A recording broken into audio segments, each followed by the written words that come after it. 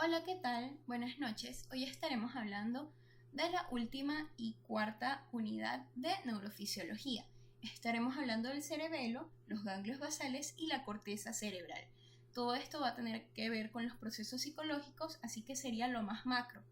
Todo esto tiene que ver también con el nuevo campo de las neurociencias que nos va a interesar como psicólogos. Y pues nada, fuimos de micro, o sea, desde las neuronas y todo eso, y también el desarrollo embrionario del sistema nervioso, y ya llegamos a la corteza cerebral, que es lo que está menos explorado y es lo que nos interesa a nosotros como futuros psicólogos. Entonces, empecemos. Bueno, primero que todo, en esta parte superior del encéfalo empezamos teniendo al cerebelo. El cerebelo es una estructura fácilmente reconocible, ya que la separa de la corteza la tienda del cerebelo. También se relaciona con el tallo encefálico, específicamente con la protuberancia, que incluso en vista lateral la llega a tapar completamente. Se encarga de los movimientos, se encarga de la coordinación, de la postura, del equilibrio, porque básicamente toda acción motora que inicie la corteza tiene que pasar necesariamente por el cerebelo, y bueno, de ahí va bajando a la médula y tal. Entonces podemos decirte que también el cerebelo se relaciona con la corteza, específicamente también con el lóbulo occipital, se relaciona con el tallo y también tiene unas conexiones hacia la médula espinal. Tenemos varias divisiones filogenéticas del cerebelo. Primero está el archicerebelo, que se encarga del sistema vestibular, el paleocerebelo, es decir, de una adquisición un poco más reciente que el archicerebelo, que conecta directamente con la médula espinal a través de los núcleos emboliforme y globoso, y el neocerebelo es el de más reciente adquisición, conecta directamente con la corteza cerebral. Por eso es que el cerebelo se encarga, de la coordinación de movimientos y todo lo que pase por la corteza tiene que pasar también por el cerebelo cuando hablamos de neocerebelo. Tiene una cara superior y una cara inferior, tiene dos hemisferios que son separados por un vermis. Este vermis, que es como este medio que está por acá, es como un gusanito, por eso se le dice vermis, y al final el cerebelo tiene como forma de mariposa, si lo vemos así. Entre su citoarquitectura, es decir, las neuronas que lo conforman, tenemos la capa molecular o plexiforme, tenemos capa de Purkinje, es decir, que tiene esas células de Purkinje, y tenemos las capas granulosas. En cuanto a cómo se organiza su sustancia blanca y su sustancia gris, podemos decir que por afuera, lo que está en su corteza es sustancia gris, y la sustancia blanca se encuentra internamente. Y es bien bonito porque le da esta forma de árbol. Por eso el cerebelo también se le llama árbol de la vida. En resumen, el cerebelo tiene una función motora, es algún tipo de mediador también, es amortiguador de los movimientos y se encarga de la postura y el equilibrio. Bueno, ahora tenemos que hablar de la estructura anatómica de la corteza, porque la corteza la podemos dividir en su parte anatómica y su parte funcional. Pero primero empecemos anatómica, incluso para poder ubicar mejor la parte funcional. Ok, en la corteza cerebral vamos a tener cisuras, lóbulos, surcos y circunvoluciones. Realmente, todo esto que se llama corteza cerebral también se puede llamar pallium o manto, y es una masa que realmente mediría como 2 metros, una cuestión así, si no estuviera plegada varias veces sobre sí misma para caber en el cráneo y proteger todas las estructuras que están dentro del encéfalo. Gracias a estos pliegues se forman circunvoluciones que vamos a ir explorando. Primero vamos a empezar por las cisuras, que van a delimitar los lóbulos. Así es que nos vamos a mover para explicar la corteza. Tenemos la cisura de Rolando, la cisura de Silvio y la cisura parieto-occipital. Estas 3 cisuras nos van a dar paso a que podamos delimitar los lóbulos. Primero tenemos el lóbulo frontal, que está bueno, que limita al frente, bueno, con el borde externo del cerebro, limita atrás con la cisura de Rolando, abajo, bueno, con el mismo borde externo del cerebro, y también con la cisura de Silvio. Y ahí, bueno, ahí terminó el lóbulo frontal. Después, detrás del lóbulo frontal, tenemos el lóbulo parietal, que limita hacia adelante con la cisura de Rolando, hacia atrás con la cisura parieto-occipital y hacia abajo con la cisura de Silvio, es decir, está todo rodeado. Ya podemos ver ahí el lóbulo parietal. Tenemos el lóbulo occipital, que bueno, que limita hacia afuera con el borde externo. Y bueno, también tiene relación con la cisura parieto-occipital. Y finalmente tenemos el lóbulo temporal, que también está todo rodeado, primero por este borde externo anterior del cerebro, por arriba con la cisura de Silvio y por atrás con la cisura parieto-occipital. Ahí tenemos 4 lóbulos bastante bien definidos por esas cisuras. Las cisuras son bastante profundas y por eso nos permiten ver estas áreas anatómicas de la corteza. Pero tenemos un lóbulo que no se conoce mucho, que es el lóbulo de la ínsula. Tenemos que abrir esta cisura de Silvio para conocerlo. Es el lóbulo de la ínsula y bueno, ahí está. Es como que está debajo, pero ahí está. Y bueno, creo que también se describen otros varios lóbulos según otros autores, pero bueno, esos son los 5 lóbulos principales y bueno, son con los que vamos a trabajar. Ahora que ya hablamos de los lóbulos y las cisuras, tenemos que hablar de lo que está dentro de ellas. Bueno, dentro de los lóbulos. Dentro de los lóbulos se van a encontrar surcos y circunvoluciones. Los surcos delimitan las circunvoluciones. Entonces, bueno, aquí tenemos, que la cisura central o de Rolando da paso a otros surcos. Ay, se fue la luz. Qué risa, se fue la luz. Bueno, aquí yo voy a seguir grabando hasta que se acabe la pila de la computadora. Bueno, sigo. La cisura central o de Rolando va a dar paso, si hablamos del lóbulo frontal, a la cisura precentral o la cisura prerolándica, que a su vez va a dar paso a surcos. Los surcos los conocemos como el surco frontal superior, el surco frontal inferior. Al final, los surcos serían como estos bordecitos, y las circunvoluciones serían las montañitas, las colinitas, como la carnita como tal. Entonces, si tenemos aquí 2 líneas, va a haber 3 espacios. Entonces, si tenemos 2 surcos, va a haber 3 circunvoluciones.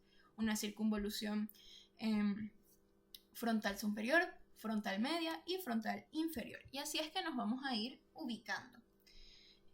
Ya eso fue todo por el lóbulo frontal. Los surcos y las circunvoluciones del lóbulo frontal. Ahora con el lóbulo parietal nos vamos a encontrar un surco muy importante, que es el surco postrolándico o postcentral. A su vez, ese va a dar paso a otros surcos que van a ser el surco intraparietal. El surco intraparietal va a dividir a 2 circunvoluciones que van a ser la parietal superior, parietal inferior, y bueno, ya, simplemente eso. Es como que uno se puede ir ubicando inferior, superior y todo eso, uno se puede ir ubicando con eso.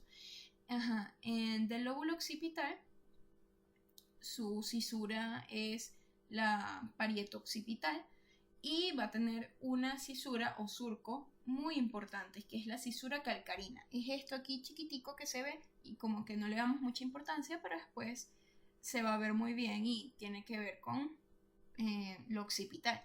Y después aquí con el lóbulo temporal tenemos, bueno, nuestro surco temporal superior e inferior, que a su vez nos divide al lóbulo temporal en 3 circunvoluciones: la circunvolución temporal superior, media e inferior. Listo, esos fueron los surcos y las circunvoluciones de la corteza cerebral, por lo menos esta parte lateral. Esta sería lateral derecha, si no me equivoco.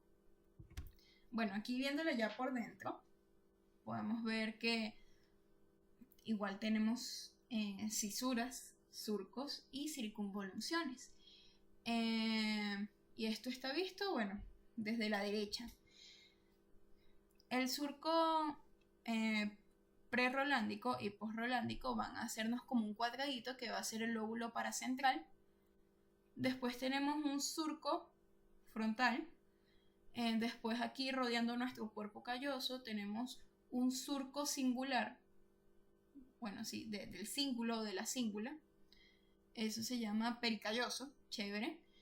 Tenemos una precuña y después tenemos la cuña, que está por aquí como por lo parietoccipital.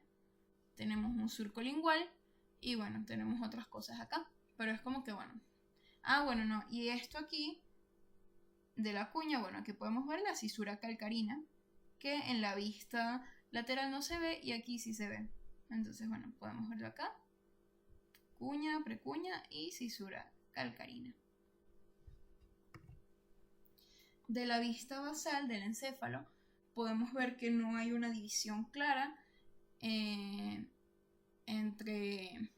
el lóbulo frontal y el lóbulo parietal, y que de hecho el lóbulo parietal y el lóbulo occipital de alguna manera están pegados, así que podemos hablar de lóbulo parietoccipital. Chévere. No, mentira, parietoccipital no, porque el parietal está arriba. Lóbulo temporoccipital. Chévere. Y bueno, eso va a tener sus surcos, y bueno, tenemos el surco del hipocampo, y bueno, tenemos varios surcos ahí importantes en el lóbulo temporoccipital. De hecho, podemos decir que el lóbulo parietal no se ve, ya que lo estamos viendo aquí desde una perspectiva basal. En cuanto al lóbulo frontal, podemos ver las circunvoluciones orbitarias, que se narra aquí como si tuvieran forma de H, que nos va a dividir a esas mismas, bueno, ese mismo surco nos van a dividir a unas circunvoluciones que van a ser lateral, superior e inferior. Y bueno, todo eso. También tenemos este surco recto donde va a reposar el bulbo olfatorio, y bueno, aquí está todo esto. Bueno, nada, finalmente aquí podemos ver en todo lo que acabamos de ver. Tenemos nuestros lóbulos, tenemos nuestra fisura central o de Rolando, la fisura lateral, tenemos nuestra cisura parietoccipital, nuestro lóbulo parietal, nuestro lóbulo occipital, nuestro lóbulo temporal, lóbulo frontal, chévere. Y bueno, ya por adentro tenemos nuestro giro cingulado, que rodea el cuerpo calloso. Y bueno, todas las estructuras que ya hemos visto. Y bueno, nada. Todo el sistema nervioso central. Bueno, tenemos que ver algunas capas neuronales en la corteza. Tenemos 150 millones de neuronas en la corteza, y tenemos, bueno, primero que todo podemos tener una capa molecular que tiene neuronas horizontales. Realmente no tiene tantas neuronas la primera capa de la corteza. La capa granular externa, que tiene células granulares de pequeño tamaño. La capa piramidal externa, que tiene células piramidales de pequeño tamaño.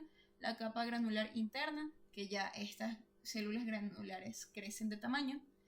La capa piramidal interna, que ya estas células piramidales crecen de tamaño. Y la capa multiforme, que puede haber de todo tipo de neuronas realmente. Y bueno, ya vamos a ver por qué este tipo de capas son importantes y hay que ver más o menos. Porque estamos hablando de histología y filogenética de la corteza cerebral. Por lo definido de sus capas, consideramos dos escalas evolutivas corticales. El archicórtex tiene capas poco definidas, es decir, que no la podemos nombrar de la 1 a la 6 porque todas se mezclan y pues no hay capas así tan definidas. ¿Por qué? Bueno, porque este archicórtex es equivalente a lo que decimos como sistema límbico o nuestro diencéfalo. Y bueno, sus funciones están relacionadas con el elenfalto, entonces también se llama rinencéfalo. Y el isocórtex, que equivale al telencéfalo. El isocórtex sí tiene sus capas bien definidas, pero bueno, también van cambiando a lo largo de qué lóbulo estemos. La conformación de sus capas, qué células predominen más y qué células haya menos. Por eso el isocórtex puede ser homotípico o heterotípico. Esto equivale al telencéfalo. Y bueno, es lo que rodea nuestra corteza cerebral. Ok, ahora tenemos que hablar de la división funcional de la corteza.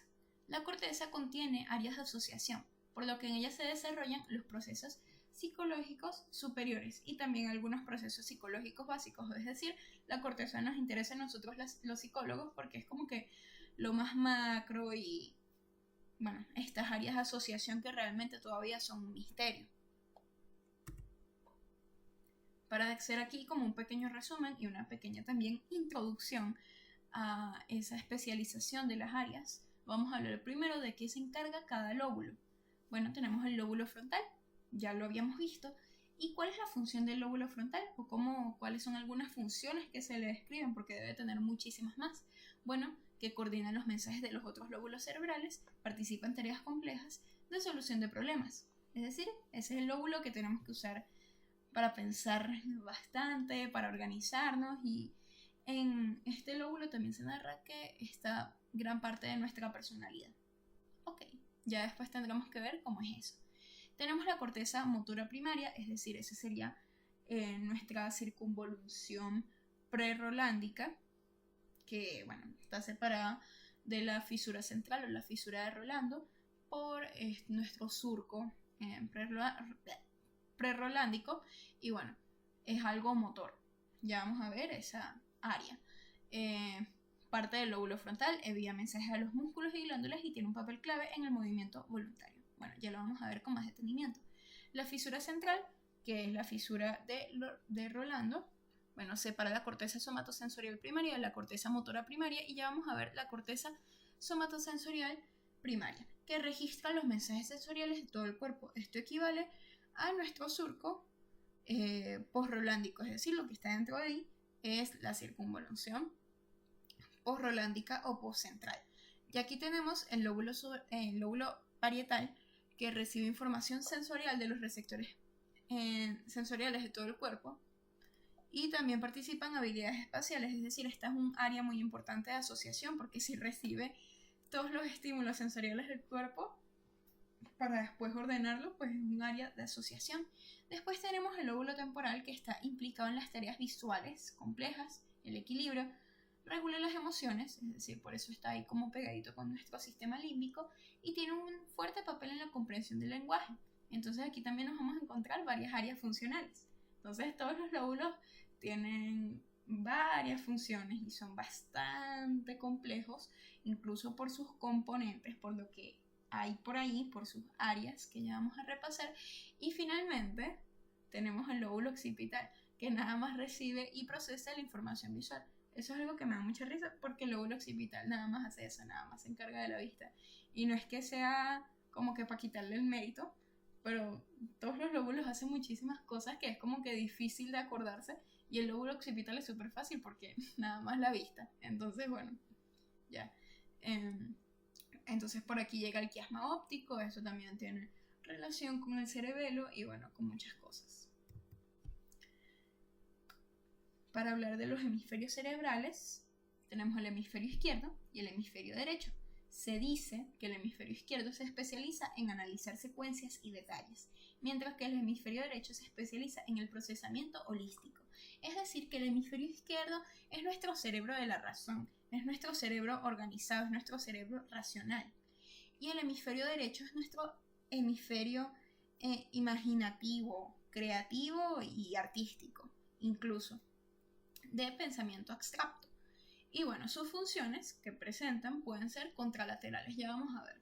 El hemisferio izquierdo controla la escritura, el movimiento del lado derecho del cuerpo, es decir, contralateral. Contralateral es que es del lado contrario. O sea, el hemisferio izquierdo va a controlar la parte derecha del cuerpo y el hemisferio derecho la parte izquierda del cuerpo. El hemisferio izquierdo, por lo regular, es dominante en el lenguaje y en tareas que implican el racionamiento simbólico. Bueno, en el hemisferio izquierdo tenemos el centro del habla, es decir, el área de Broca, tenemos la escritura, tenemos la corteza auditiva, del oído derecho, que también, es decir, que también es contralateral, tenemos el centro interpretativo general, lenguaje y cálculo matemático, esto tiene que ver con el área de Wernicke. Y tenemos, bueno, la corteza visual, el campo visual derecho, es decir, el hemisferio izquierdo controla el campo visual derecho. Por otro lado tenemos el hemisferio derecho que controla el tacto, el movimiento del lado izquierdo del cuerpo, es decir, es contralateral, y por general domina en tareas no verbales, visuales y espaciales, es decir, es más imaginativo. Bueno, entonces se encarga del análisis por tacto y el otro se encarga más bien de la escritura y de la interpretación y todo eso. También, bueno, tiene su corteza auditiva, es decir, controla la corteza auditiva del oído izquierdo. Se encarga también de la visualización y el análisis espacial. Ok.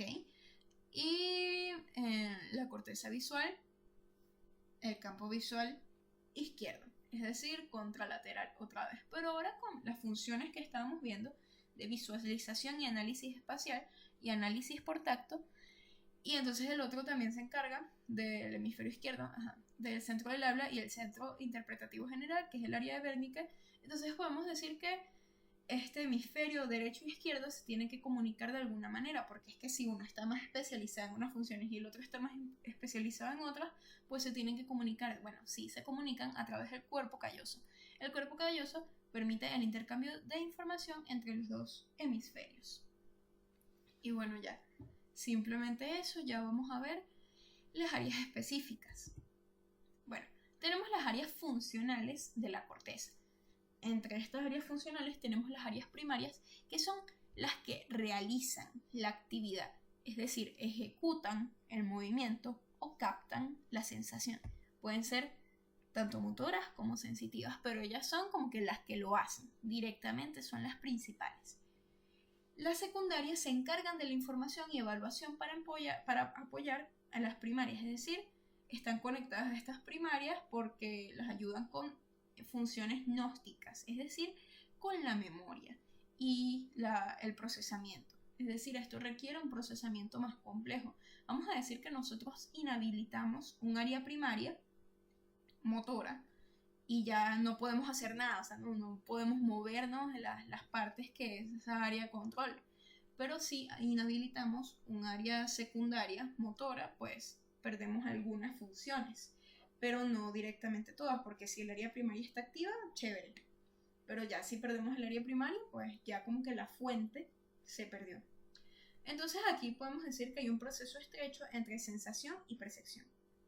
Bueno, sí, entre sensación y percepción sí estamos hablando de la relación entre las áreas primarias y secundarias sensitivas, pero igual podría ser entre lo motor y, bueno, como que el análisis de los movimientos. Entonces, como que entre el sentido, entre la ejecución y todo lo que va detrás. Entonces, por eso tenemos áreas primarias y secundarias. Las áreas secundarias implican una mayor complejidad y por eso también se llaman áreas asociativas. Entonces ahora para ver estas áreas, un señor que se llama Brodmann las dividió en 52 a lo largo de toda la corteza. Y bueno, es más o menos eso lo que acabamos de ver de centro del habla, centro del procesamiento, centro de esto, centro del tacto y todo eso. Esto viene y lo describe mejor Brodmann en sus 52 áreas. Primero podemos hablar de las áreas del lóbulo frontal. El área 4 es la somatomotora primaria, es decir, es motora. Se encuentra en el surco prerolándico o el surco precentral. ¿Ok? Su isocórtex, como ya estábamos mencionando, es heterotípico piramidal. Es decir, que, bueno, que sus capas son diferentes, pero bueno, predominan las neuronas piramidales. Y bueno, se encarga del movimiento voluntario contralateral, es decir, de la otra parte del cuerpo, porque ya habíamos visto que los hemisferios son contralaterales.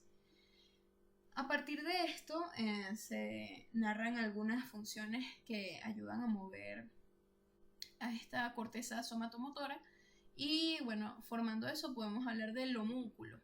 El homúnculo tiene como que gran poder en las manos, en la lengua y en el rostro también.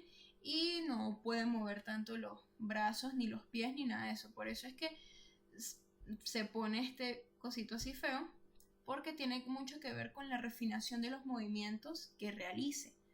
Porque como ya vamos a ver, más masa no significa que la parte del cuerpo sea mayor, sino que, oye, se tienen que realizar movimientos más refinados. Por eso es que se pide que no confundamos que a lo mejor el movimiento de los dedos de los pies tiene que requerir muchísima más masa, o de las piernas en general, no. De hecho, la de las manos es la que requiere más, porque nosotros realizamos muchas cosas con las manos, tenemos mucha especificidad, podemos hacer mucho tipo de movimiento con los dedos y todo eso. Y bueno, por eso aquí las manos son tan grandes y es algo bastante selectivo, si uno se da cuenta. Ok, ahora hablando de las áreas secundarias de la corteza somatomotora. Son las áreas 6 y 8. Su isocortes es homotípico, es decir, presentan todos como que una sola capa, o bueno, una capa que sea igual a todas las neuronas. El área 6 es el área gnóstica de la 4, es decir, almacena en la memoria esos movimientos que realice el área 4. Y el área 8 apoya en los movimientos contralaterales del ojo y la cabeza.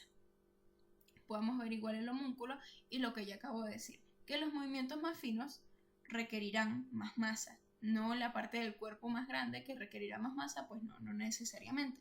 Entonces el tamaño no tiene que ver nada con la masa requerida para realizar movimientos en estas áreas somatomotoras. Sigamos con el área 44 y 45, es el área de Broca. Son somatomotoras secundarias.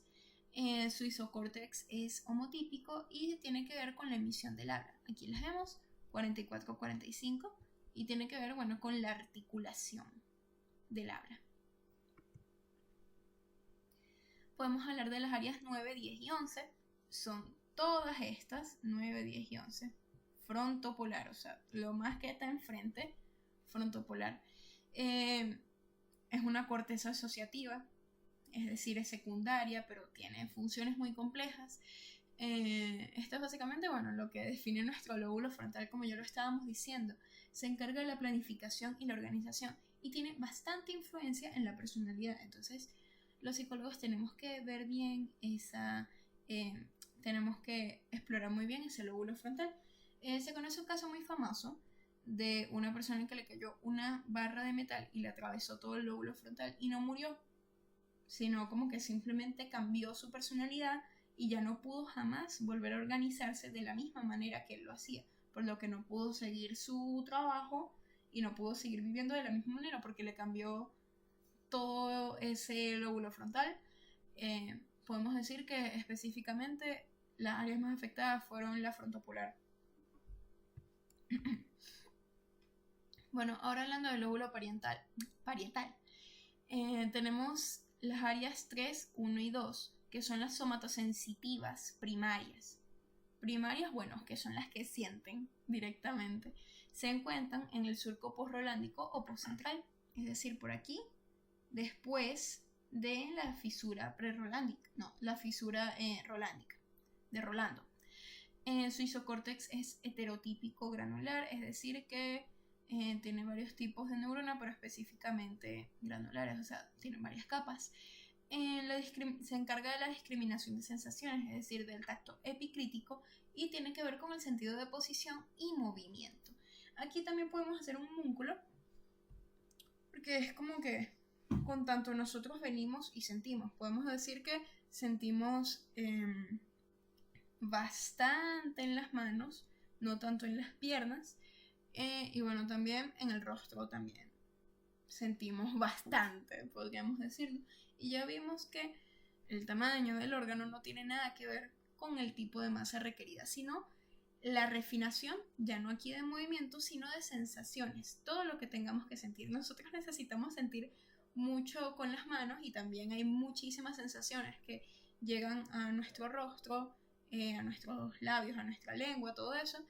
Y entonces, bueno, o sea, es una sensibilidad diferente, por eso necesita tanta masa. Áreas del lóbulo parietal. Bueno, ya estaríamos hablando del área 5 y 7, 5 sensitivas, es decir, son secundarias. Tienen que ver con la corteza asociativa. Su isocórtex es homotípico y son, bueno, gnósticas de la somatosensorial primaria, es decir, ellas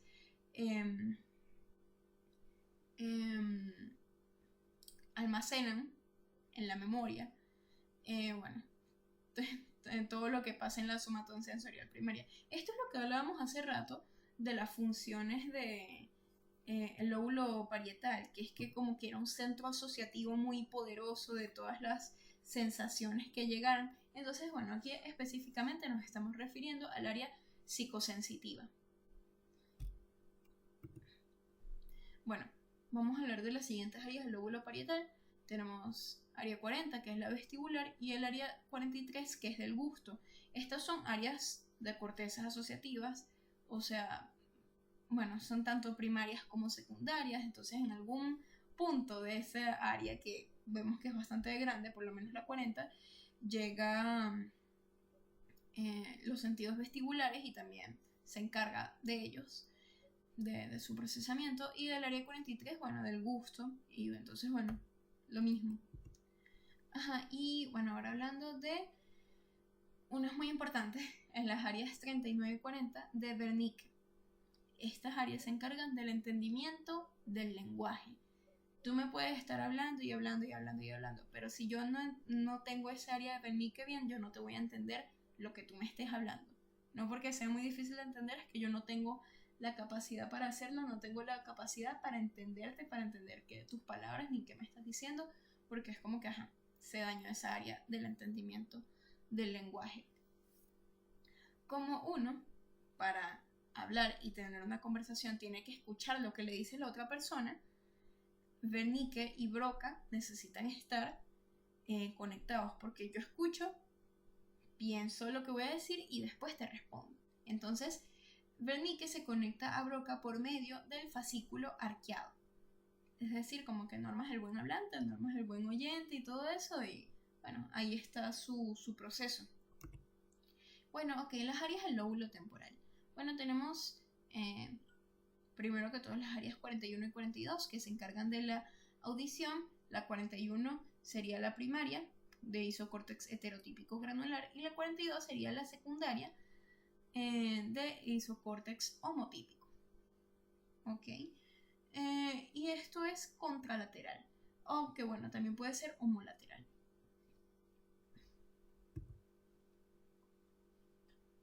Ok, bueno, ahora hablemos del lóbulo temporal. Bueno, ya habíamos hablado del lóbulo temporal. Tenemos... ok, aquí me confundí. Puse lóbulo temporal y es lóbulo occipital.